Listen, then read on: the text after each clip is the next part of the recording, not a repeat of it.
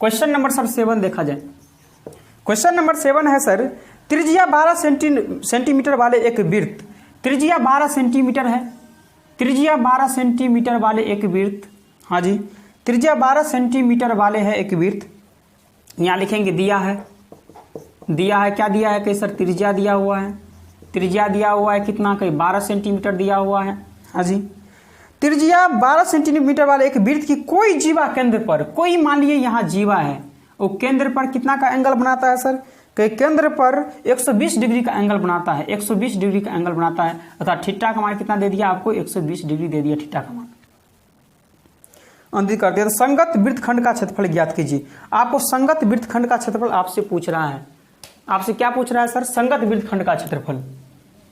तो संगत वृत्तखंड का क्षेत्रफल पूछ रहा है, यानी यही आपसे पूछ रहा है क्षेत्रफल, क्या यही नहीं पूछ रहा है आपको, यही वृत्तखंड का क्षेत्रफल आपसे पूछ रहा है भाई। आप देखिए आपको एक चीज हमेशा याद रखना है सर, चलिए बताएंगे सर बाद में, पहले यहां देखा जाए। तो संगत वृत्तखंड का क्षेत्रफल आपको निकालना है, वृत्तखंड का क्षेत्रफल,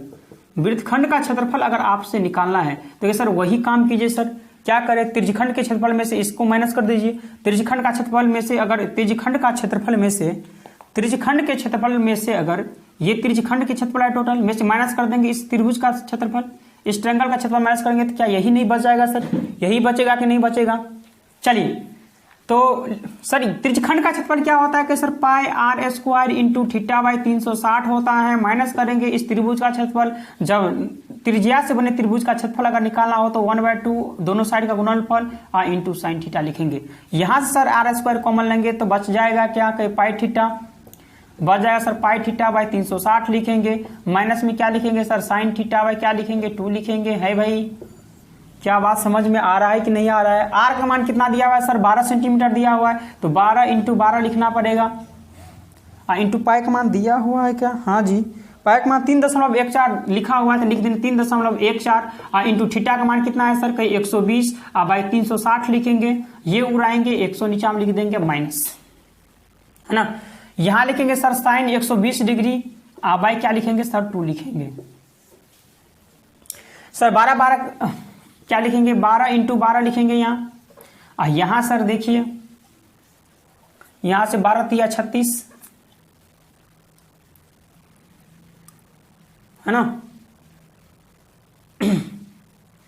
चलिए दोस्तों काटते नहीं इसको, वैसे लिख देते हैं 314 भाई कितना लिखेंगे 300, है कि नहीं। अब माइनस आपको यहां सर साइन 120 डिग्री का मान तो नहीं है यार, न पता है सर, इसके लिए आपको एक क्लास की जरूरत है, तो इतना दोस्तों ये आपके सिलेबस से आउट ऑफ हो जाता है, ये दोस्तों 11th में पढ़ा जाता है। जैसे हम अभी देखिएगा पॉलिटेक्निक में इसी वीडियो के जब पीछे जाइएगा आप करके स्क्रॉल करके तो वहां मान निकालना हम बताए हुए हैं। तो दोस्तों इसमें टाइमिंग लगता है, आपको डायरेक्ट याद रखना है साइन 120 डिग्री का मान याद रखना है, साइन 120 डिग्री का मान आपको याद रखना है √3/2। सर याद नहीं रहेगा भूल जाएंगे, सर याद नहीं रहेगा भूल जाएंगे, तो सर कैसे भूल जाइएगा आप। साइन 120 डिग्री है तो साइन 120 डिग्री का क्या यहां दिख रहा है आपको, दिख रहा है, तो साइन 120 डिग्री को लिख सकते हैं सर साइन 90 डिग्री या प्लस 30 डिग्री,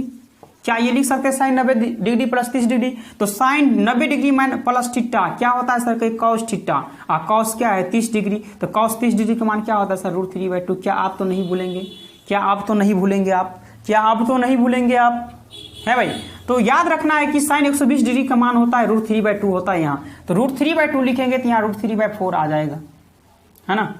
√3/4 आ जाएगा। और √3 का मान दिया हुआ है सर 1.73, √3 का मान कितना दिया हुआ है सर कि √3 का मान दिया हुआ है 1.73, ये उड़ाएंगे 00 बैठाएंगे नीचा में। यहां दोस्तों एलसीएम लेंगे तो कितना आ जाएगा 1200 एलसीएम आ जाएगा, 3 चौक 1200 तो 4 चौका 16, 4 एकम 4 5, 4 तिया 1256 आ जाएगा, माइनस 4 तिया 12, 3 तिया 9, 7 तिया 21, 3 2 5 इतना आ जाएगा। आप लिखेंगे सर 12 इंटू 12